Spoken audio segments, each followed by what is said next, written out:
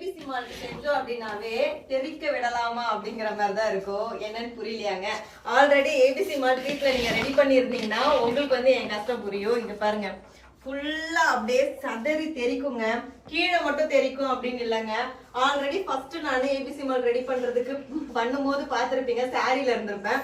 அதுக்கப்புறம் ஃபுல்லா வந்து கொஞ்சம் கெட்டியா மேல தெரிக்கும் போது போய் ட்ரெஸ் சேஞ்ச் பண்ணிட்டு வந்துட்டேன்.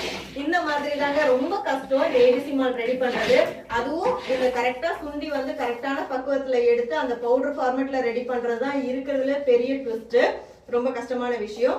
ஆனாலும் ரொம்ப ஹெல்த்தியா குழந்தைங்களுக்கு கொடுக்கணும் அப்படிங்கிறதுக்காகவே நாட்டு சக்கரை, கேரட், பீட்ரூட், அதுக்கப்புறம் ஆப்பிள் மட்டும் இல்லாம நட்ஸ் பார்த்தீங்களா எவ்வளவு ஆட் பண்ணியிருக்கேன். ஸோ ஃபைனலா வந்து நட்ஸ் எல்லாமே ஆட் பண்ணி இதை இறக்குற பதத்துக்கு வந்துருச்சு. உங்களுக்கு ஏபிசி மால்ட் வேணும் அப்படின்னா ஸ்கிரீன்ல இருக்க வாட்ஸ்அப் நம்பருக்கு மெசேஜ் பண்ணி ஆர்டர் பண்ணிக்கோங்க. நம்ம கிட்ட வந்து hair care product, skin care product, food product எல்லாமே இருக்கு. இப்போ ஃப்ரீ ஷிப்பிங் ஆஃபரும் போயிட்டு இருக்கு. டீட்டெயிலா தெரிஞ்சுக்க ஸ்கிரீன்ல இருக்க வாட்ஸ்அப் நம்பருக்கு மெசேஜ் பண்ணுங்க. இப்போ இன்பமாக வேணும். தேங்க்யூ.